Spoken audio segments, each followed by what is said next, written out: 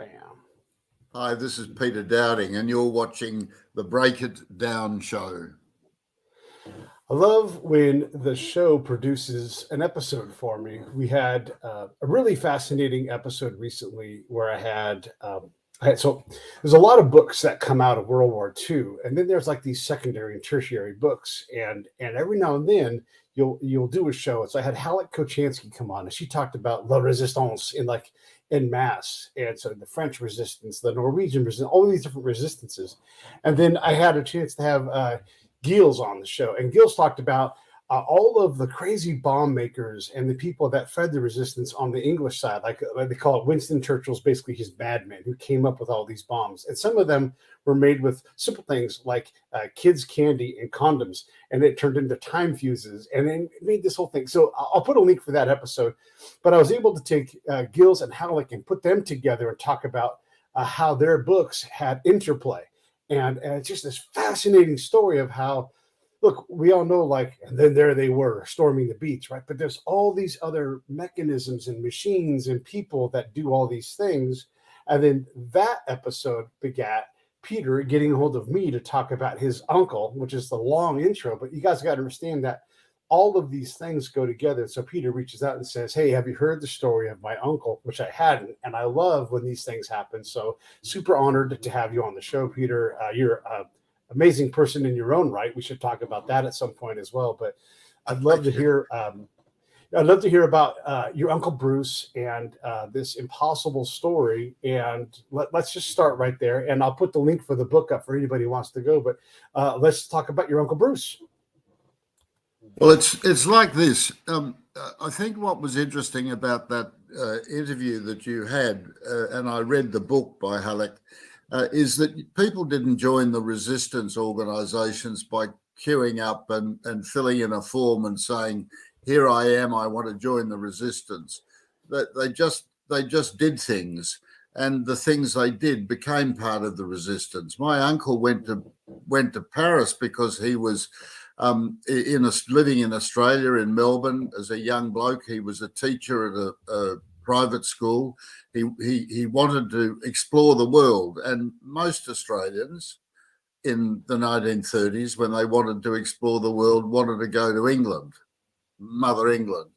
But my uncle wanted to go to France. He was a French teacher, exploring French as a language, and wanted to improve his French. So he persuaded his boss to give him in advance a salary to go to France for a few months and do a course at the Sorbonne.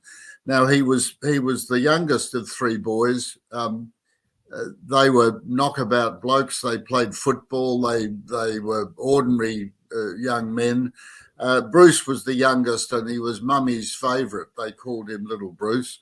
And the family were devastated that Bruce wanted to go to Europe in 1938 when war was being talked about. Anyway, he broke out, he got on a boat and he went to France, and he got to France and enrolled at the university, fell in love with a young Swedish woman who was there, sat in a cafe near Picasso, loved the culture and the art and the excitement of Paris, and wouldn't come home.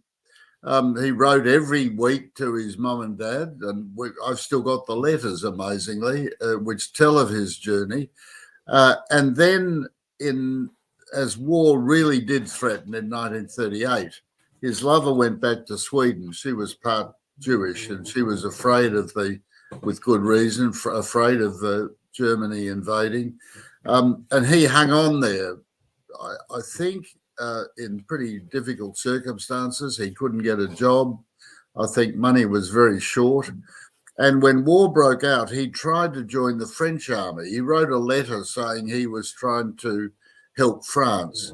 And the French wouldn't permit him to join the French army, so he joined the British army as an interpreter. Now, that's a pretty ordinary life in a way, a pretty exciting life for a young Aussie boy back in the 1930s, but nevertheless, nothing very notable about it. When war broke out, he was captured. And we now know from someone who wrote after the war that he escaped by crawling into a tunnel and eventually got out of a prisoner of war camp and made it to Marseille. And that's when he made his, what you might call his fateful decision.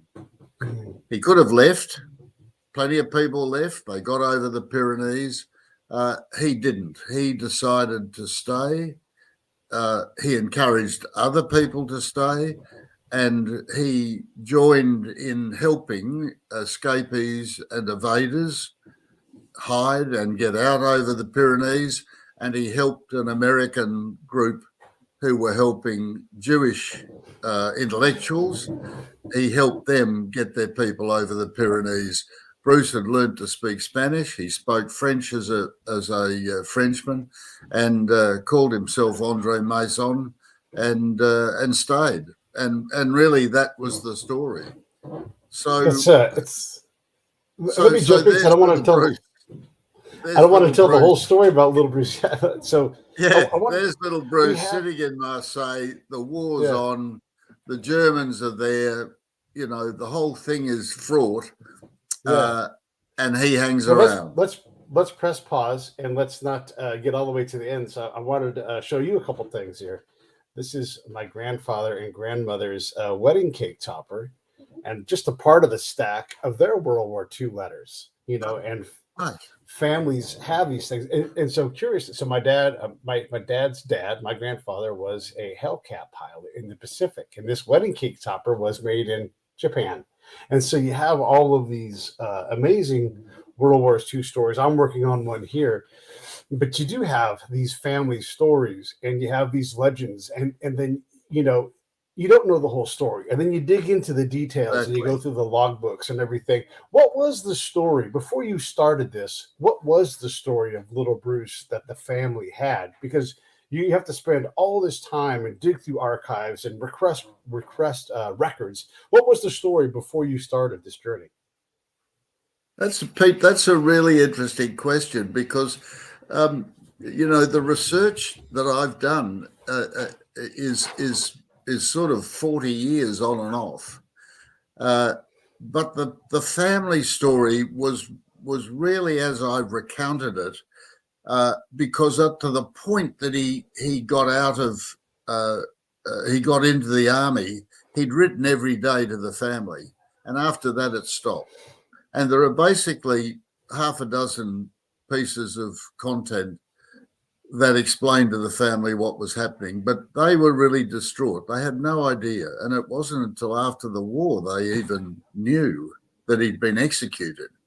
So the story that I grew up with was basically that he had very bravely stayed in France, got caught up in this organization, and in the end had been betrayed, captured, and executed. And I liken it to, I don't know if if you and your listeners know the painting that's reputed to be by Bruegel of Icarus falling into the water, and the ploughman ploughs on and the boat sails on, and all there is in a little corner is a pair of white legs disappearing into the ocean. That's the story I grew up with. That's Little Bruce. A pair of white legs disappearing into the ocean. No one takes much notice, and no one quite knows what the hell happened.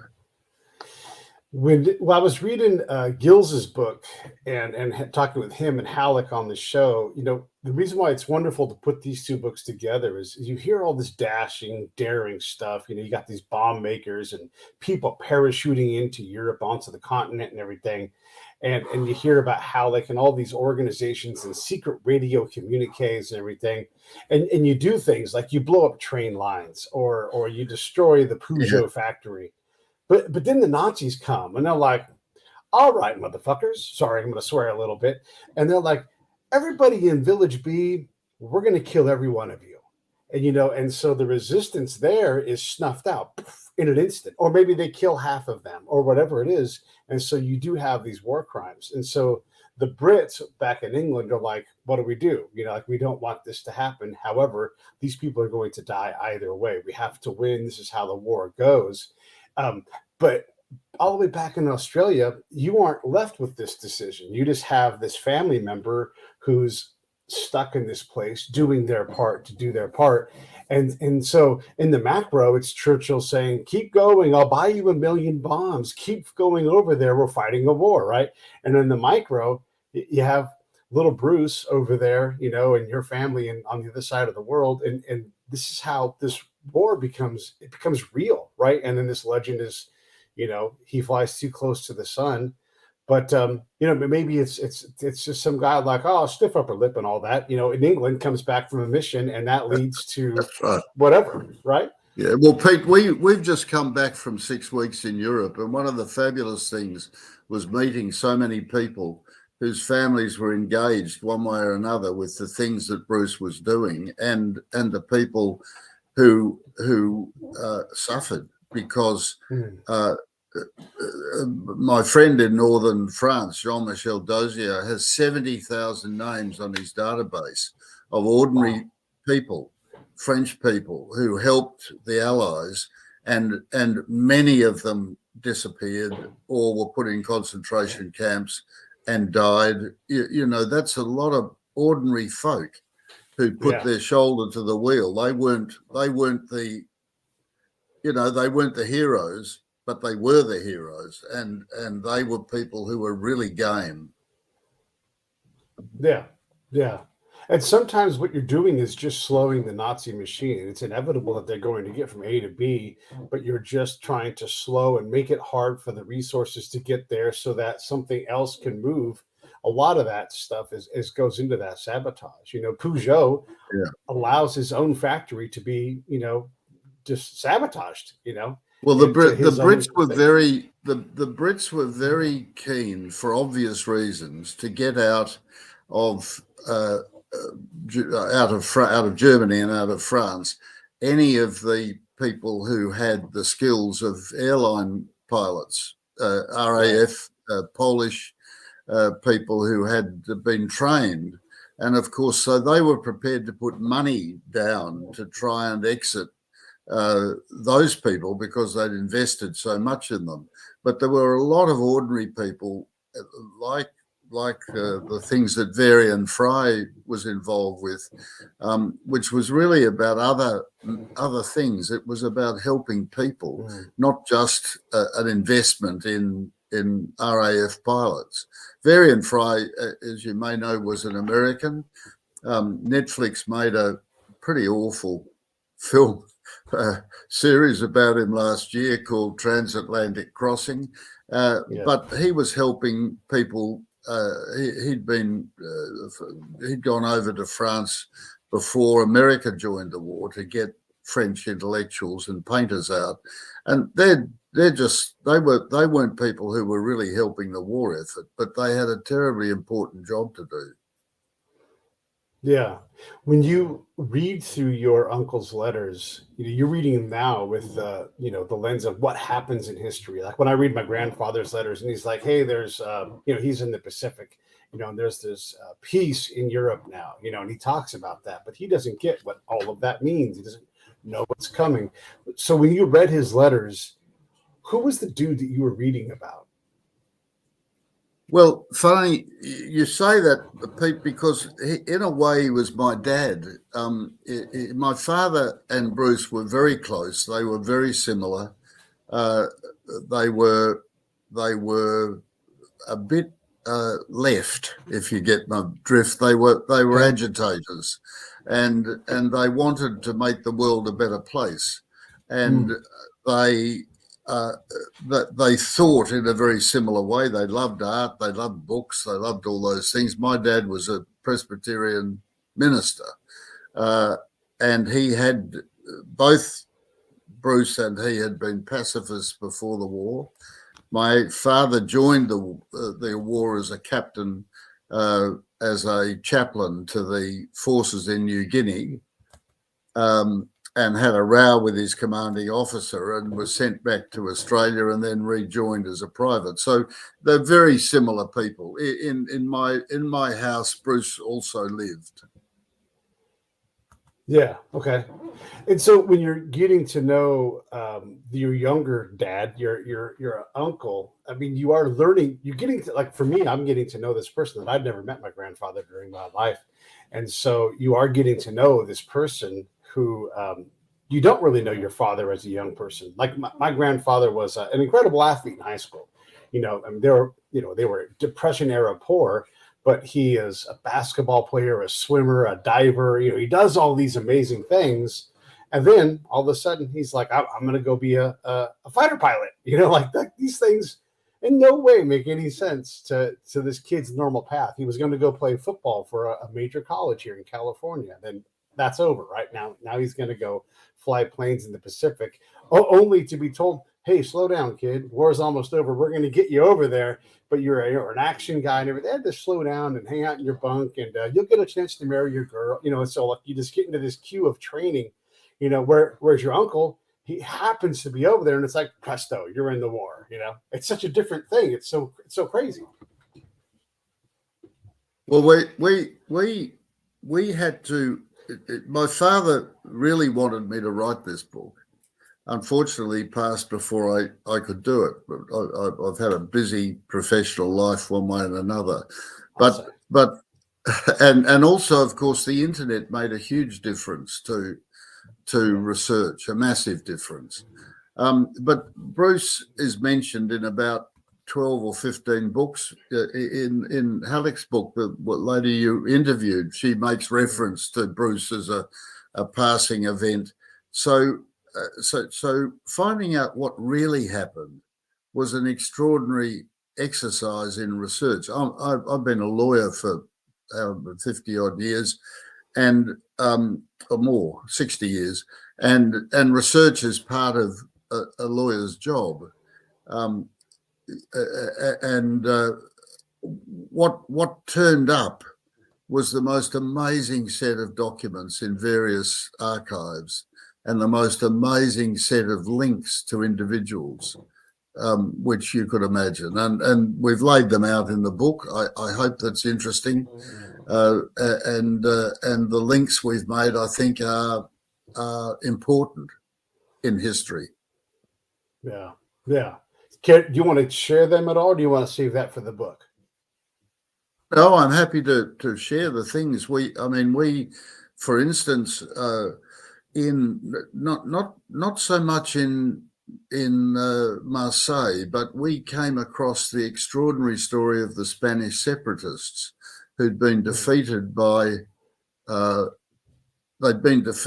Franco, and they'd fled over the border, or the French had banged them up in concentration camps, and they were willing to help the Allies in order to be paid and get money to go back and attack Franco after the war. And that was a story which we found in French literature. I don't speak French to more than just saying, bonjour, bonsoir.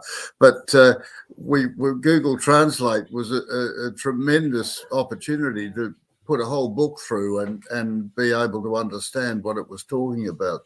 So that's the sort of research that we found so fascinating. We found odd things like the British had a pigeon program where they dropped carrier pigeons across France with little notes saying, please write any intelligence about the German movements on these pieces of paper and attach them to the pigeons. That sort of thing we emerged from our research, but was so fascinating, but it obviously didn't attract Bruce. And then we got into the German archives and came across the trial documents of Bruce and the people with whom he'd worked when he went to northern France.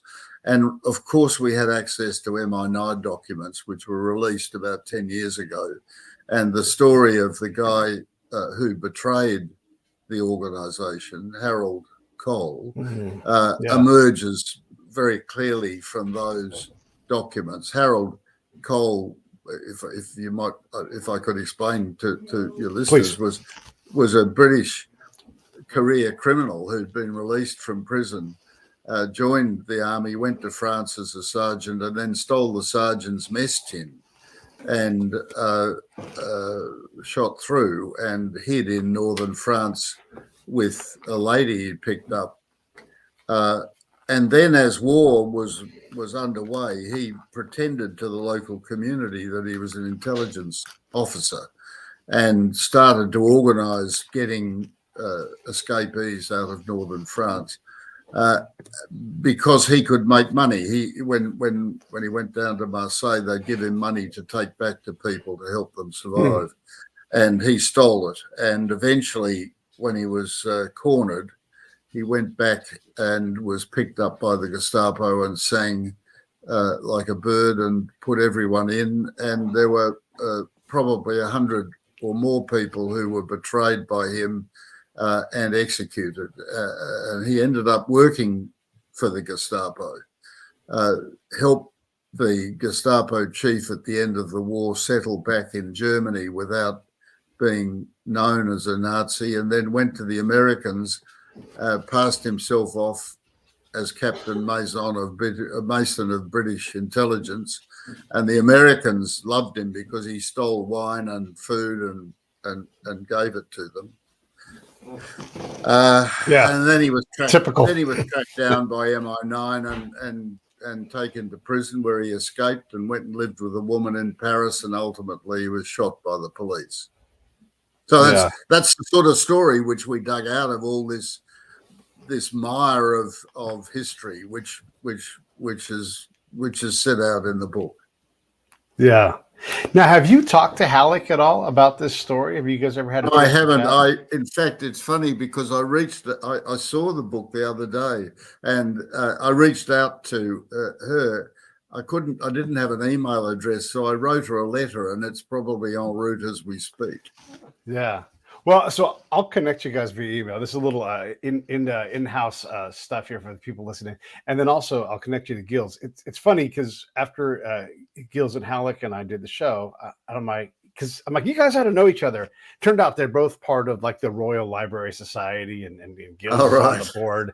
And then Halleck's like, "Are you going to go to the Christmas party?" He's like, "I'm the chair." It's like this is great.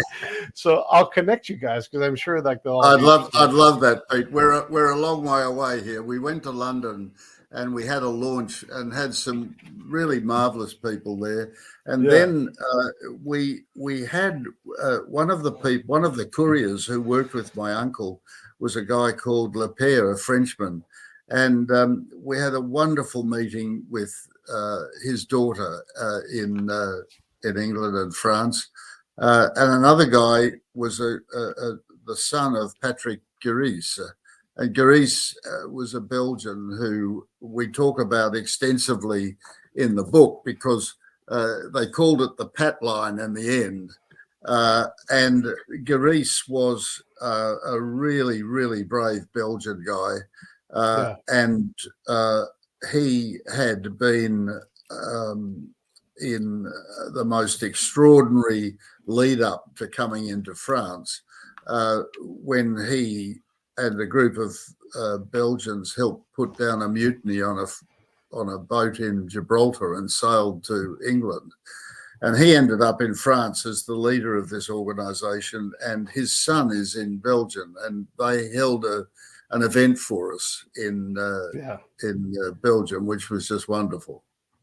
It's amazing, all of these connections, and a lot of them are a first or a second generation memory, and then they have the the books and there are so many things where I'll find myself in some archive or some memory thing that literally no one has time to go through these things, and so I am the first person in 80 years to breathe the air from these papers, and you're just looking at it and you're going, if I don't spend time in this part of history, maybe no one ever does, because it's just not something that has enough pull to be important to anybody, and it is a fascinating thing. And then you have, this secondary story, or this tertiary story that really is never going to be told. And so it's great to be able to put this together. Everybody look below there's the link to the book. And I highly recommend it, especially if you love any kind of World War II history. This is something that I think you're going to find fascinating, and not the common story. This is not D-Day. This is not Monte Cassino. This is just one of these magic stories that we talk about this worldwide fight. Here is a guy from Australia who almost by accident finds himself wrapped up in this thing, and it's a marvelous story. It's got everything you want in it. So okay, one of the things in this is, Australia doesn't know what to do with this hero. I mean, he has got his laurels. Let's talk about that, and let's talk about what Australia does with it. And you're a pretty important person in your country. What does that quest look like for you? Well, look, that's the disappointing bit, Pete, I must say, and I can't say I'm very proud of my country for what happened. The French government wrote in the 1940s to the Australian government saying we want to confer a Croix de Guerre Legion of Honour on Bruce Dowding, and the government basically said, well, he was in the British Army, don't ask us, it's not appropriate to give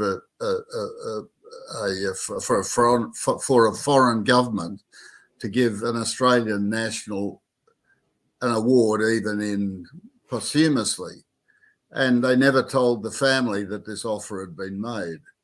So you're right. I would think I'd have a little bit of pull with politics in Australia because I've been a politician, but in the end, it's the bureaucrats that rule, and we haven't had any support at all. In the book, I talk about an event where I met the son of one of the men who had been tried with my uncle. His name was Dupre, and his son was a really wonderful bloke. Like me, he'd had the story of his father, who died in a concentration camp. And at the end of our meeting, we spent a day together going through documents and records. At the end of the meeting, he turned round to me, and he gave me his father's Croix de Guerre and said, Bruce should have had this. And it was such, a really high-end emotional moment to receive that from him. So we're talking to the French government from time to time through the Australian government, but we haven't had any joy yet, Pete. He got a mention in dispatches from the British Army, and he had a reference from the French resistance organisations, but as for the Croix de Guerre, no, it'd be lovely to get it. He was executed in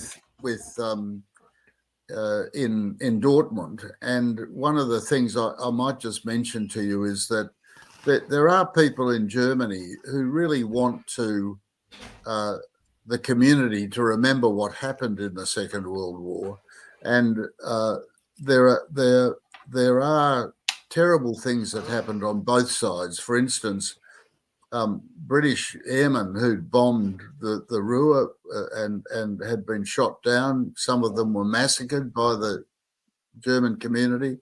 And in France, some of the Germans who'd bombed the French community had been massacred by the French. So there are terrible things on all sides.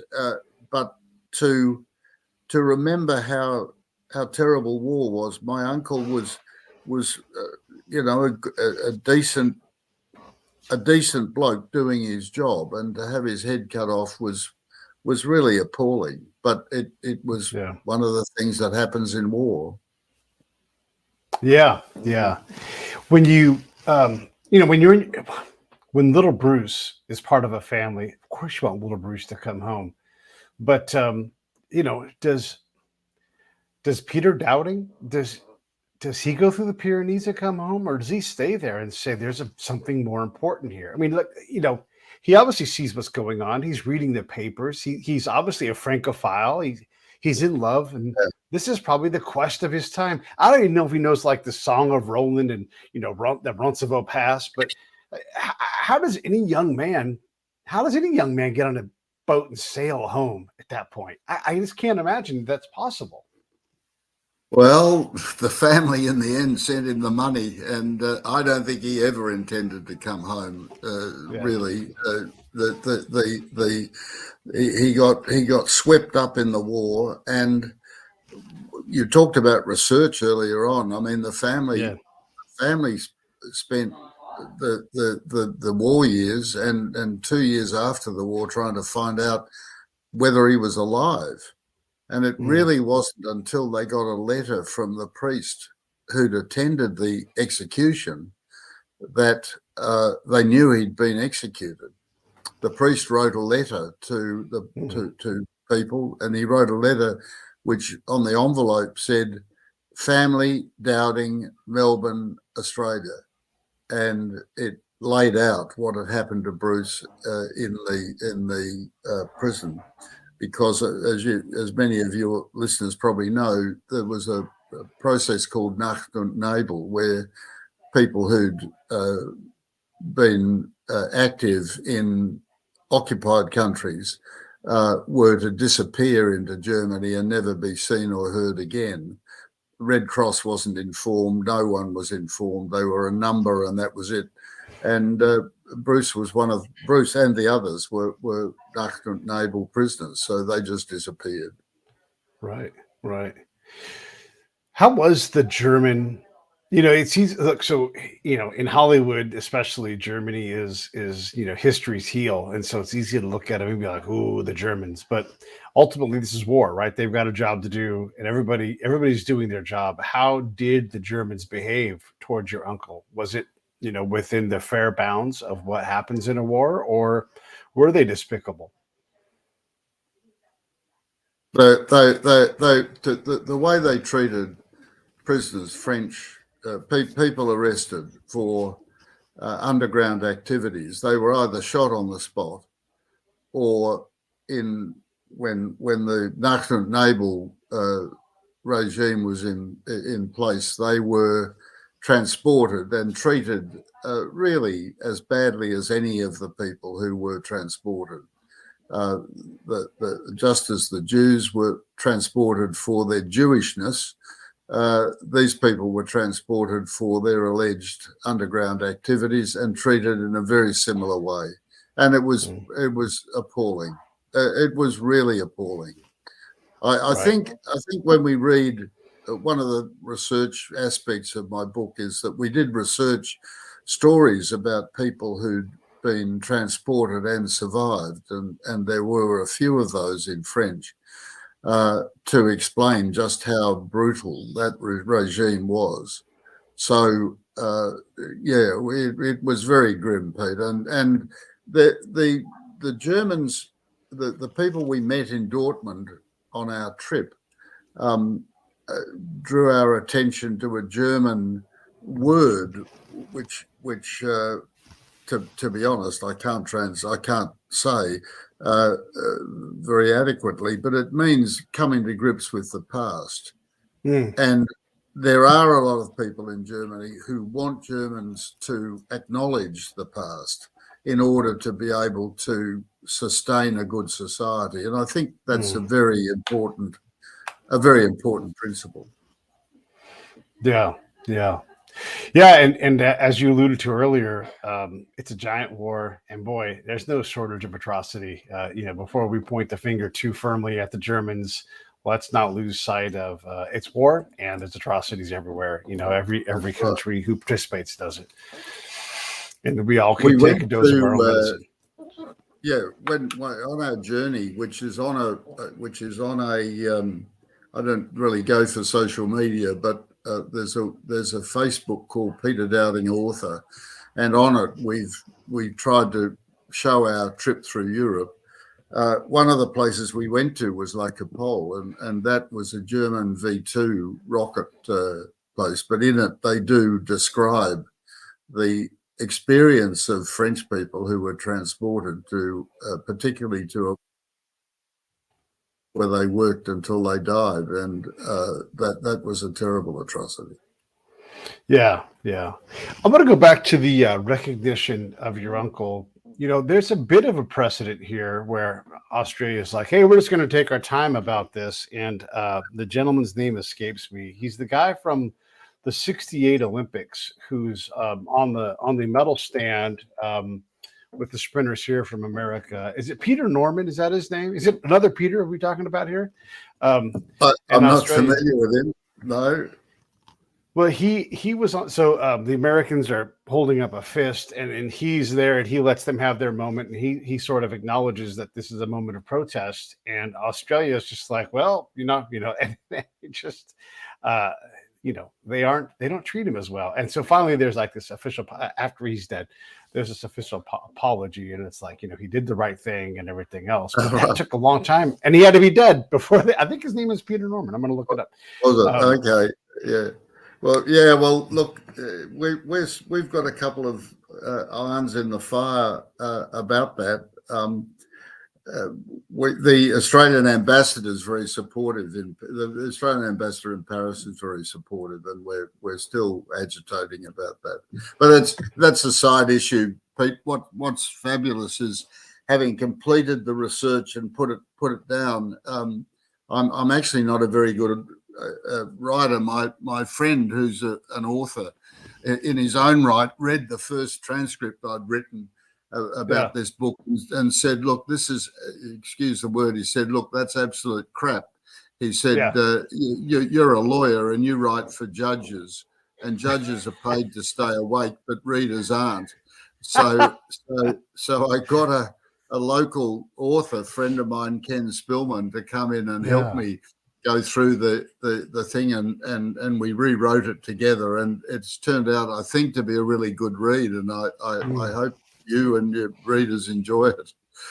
Yeah, I'm going to put the link up here too, again, for everybody who wants to get it. I was kind of going through, like, there's the different shows with Halleck, and then Halleck and Jills, and then also the book right here. And you know what I always say, everybody, buy two, do a buddy read, and take a look at. There's another book too, which is interesting. It's come out at the same time. It's by a professor in France called Claire Andrieux, and it's called When Men Fell from the Sky.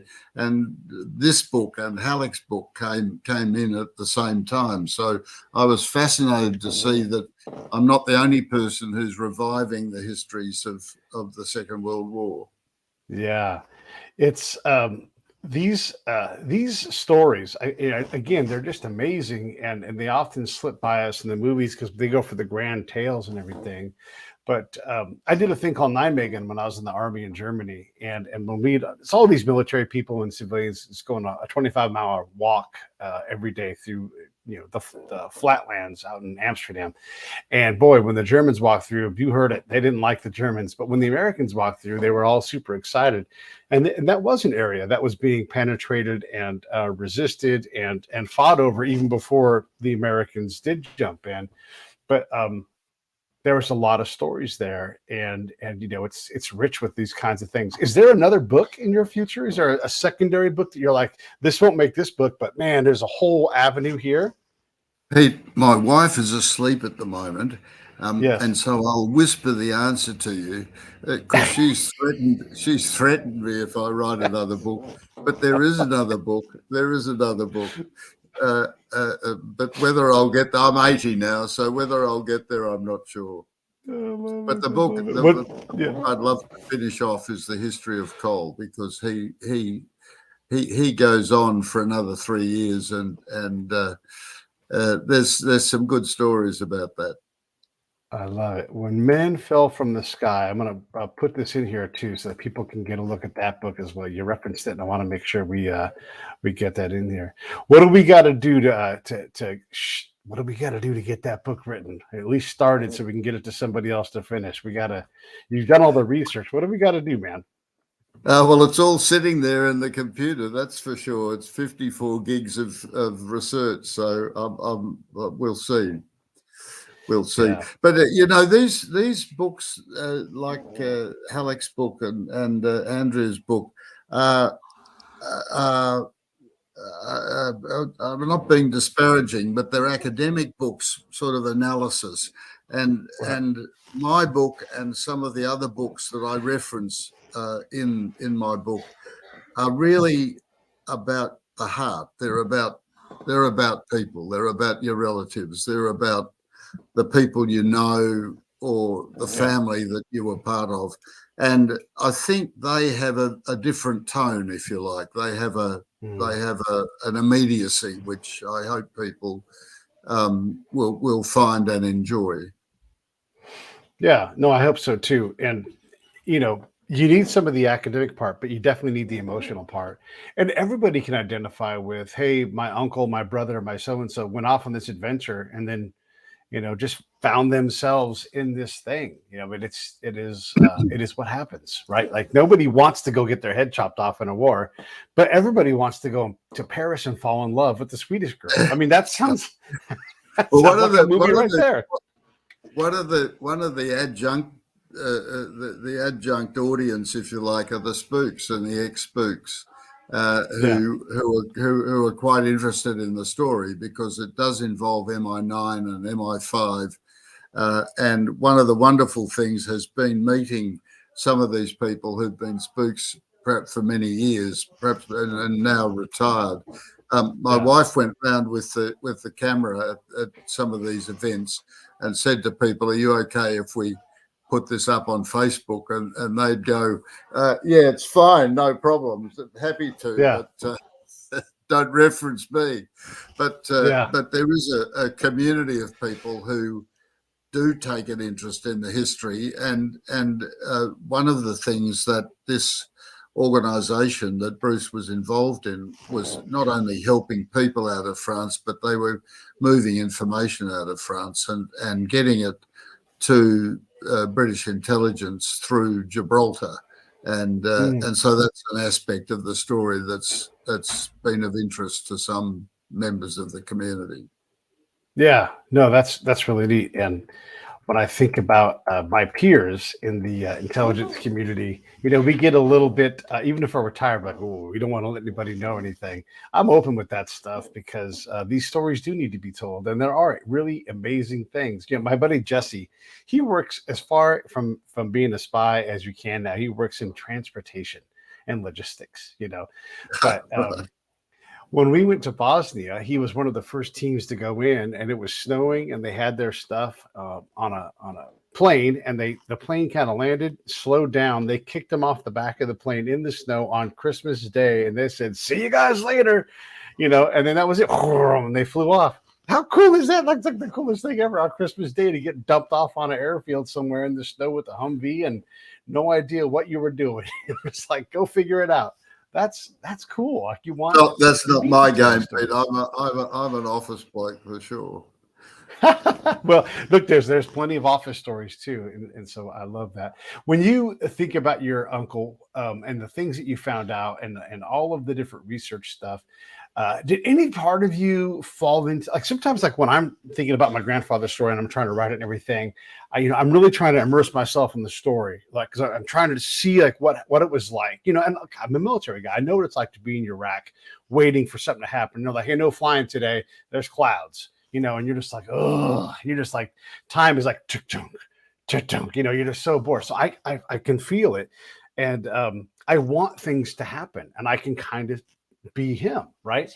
And so did you find yourself falling into that time? Could you experience his life in some kind of way? Oh, look, absolutely. And that's one of the reasons my wife doesn't want me to write the book, because, you disappear into the office and hours and hours go by as you go through old research. I mean, I am fascinated by records, and I wonder, as I look at my uncle's letters to the family and I look at the records that have been retained by MI9 in the National Archives. I haven't even got to the Varian Fry records in the US of A. They're too expensive for me. But as I look at that, I wonder what will be the future when people aren't writing stuff down, when it's emails, transitory moments, or social media. You do, Pete, you do get immersed in history, and if your family's in there, it's very immersive. we this friend of mine who has the most amazing database in France, Jean-Michel Dozier, if I ask him for, does he know an American pilot who was shot down in 1944, he will produce a 2-page report on everyone who helped him, and he can produce a map of his journey, where he landed, where he was picked up, where he was helped, where he was moved, and where he finally got out. And that's an amazing piece of documented history, which I really, I do immerse myself in it, but my mate is up to here in it, and it's an extraordinary thing to be able to record that. One of the stories I came across in Germany was that a particular Australian pilot had been killed in Dortmund, and tracking down what had happened to him and where he went was an amazing journey. John Michel could do it for Americans who were shot down in France, and that's an amazing story. Right. Yeah. Yeah. Have you come across anybody whose family's like, oh yeah, your uncle saved my, father or grandfather who was, In fact, I used to live in a suburb of Perth called Nedlands, and I'm a bit of a loudmouth, and about 25 years ago, I was loudmouthing in a coffee lounge about this story I was trying to research, and someone said, "Oh, look, there's an old bloke round the corner in the old people's home who had a similar experience." And I went round and saw him, and he'd actually come out on one of the lines. I mean, there he was round the corner from me. It was extraordinary. Yeah. Yeah, boy, you must have broke his ears talking to him. I mean, that's just an amazing find. There's a story. Incredible. There's a story I was told by one of the Australians who Bruce helped. He wrote to me. He's dead now, I think, but he said that he had, terrified with his mates, had been couriered down from the north. They were frightened of the Gestapo. They were walking along a street in Marseille, and some Frenchman passed them and said to them in a loud in a sotto voce voice that they could hear, "How'd you like to be on Bondi Beach today?" And they were staggered because they felt they'd been sprung, and someone had recognised them, and this person just moved on, but it was Bruce, and as they subsequently found out. So that was a very personal experience to hear from someone like that. Yeah, yeah. How in the world does he recognize them? Did he hear him talking, or did they have any idea? No, I think he was. I think they were part of a package that he'd organised to come down. So he would have known. He was expecting. Yeah. Right. That's right. Yeah. It's a bona fides, right? Like, and so he says, he checks me out. That's great. That's amazing. Wow. What a great thing. Do you foresee this getting out to any other kind of media? Is this going to become a project like a documentary, a film, anything like that at all? Have you been approached? How long's a piece of string, Pete? We would love.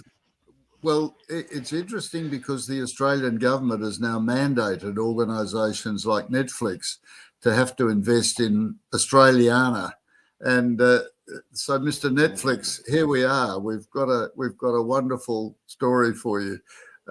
Yeah, maybe. I mean, the answer is maybe. Someone wanted to write a sort of doco about me and Bruce. I don't want to be part of the movie, but I'd love them to take it further.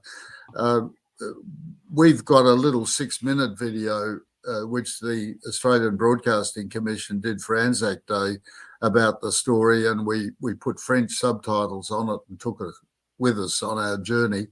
But look, there were these stories. I mean, Bruce's story is one of 3 million stories. So it'd be fabulous to have it picked out and have it progressed. But getting the book done has been such a wonderful experience, Pete, and to talk to people like you and have the people who are watching you take an interest in it is really reward enough.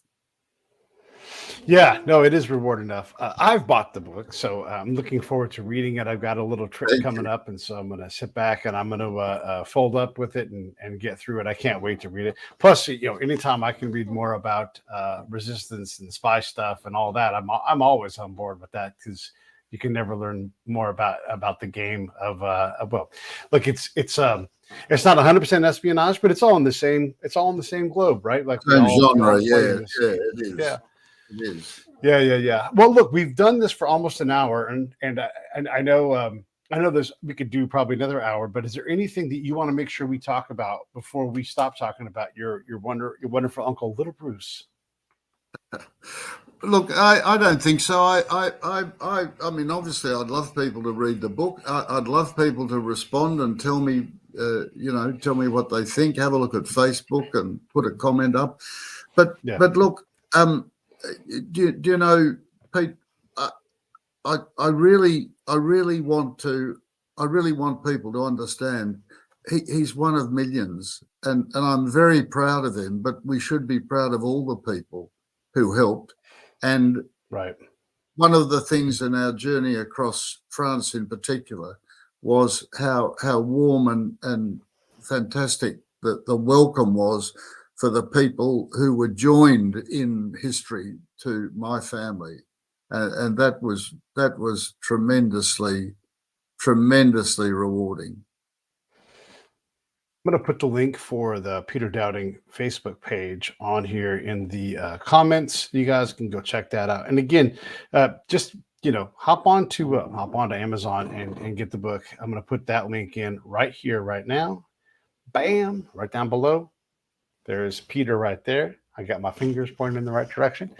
And look, it's a World War II book. If it's not your thing, I'm sure it's someone in your family's thing. It's just a story you're not going to find anywhere else. You can see how cool it is. It's got love. It's got Swedish people, Francophiles. It's got the resistance. It's got Nazis, doing dastardly things. What else do you need? You got everything in there. This is super cool, man. I love it. I love that you came on the show. I love that you reached out. I love that it was because of Halleck and Gills, and it's like I call these grandkids shows where, like, I have Halleck on. Halleck turns into Halleck and Gills. Gills and Halleck are in the same organization, and you're like, hey, look at this. And it's just like one of the things that would never happen if I didn't have this wonderful show. And now I know you, and that's amazing as well. So thank you so much, Peter, for coming on. Anything you want to say in closing before we wrap this up? Oh, I just thank you very much for having me. I'm sorry that when we corresponded and you were telling me about PST and I was telling you about AWST, we didn't realize it'd be a 5 a.m. start for me, but it's fine. And I really enjoyed being here, Pete. Thank you so much. Yeah, thank you. So, and it was my birthday, and so I was like, I don't have time to chat. I'm trying to do other things. But I appreciate you taking the time. I appreciate you getting up early. Everybody, buy this book. All right, let me roll the credits. I'll be right back to you. Don't go anywhere yet. Hey, thanks for watching the show. I really appreciate it. Right here, you can subscribe. Please do that. It makes the show grow. Hit that notification bell so you know which incredible guest is coming up next. Down below is the PayPal link. You can put a small subscription in. That is an enormous help. All that money goes right back into the show. And then right up over here are the next episodes you should listen to, curated by yours truly. Thank you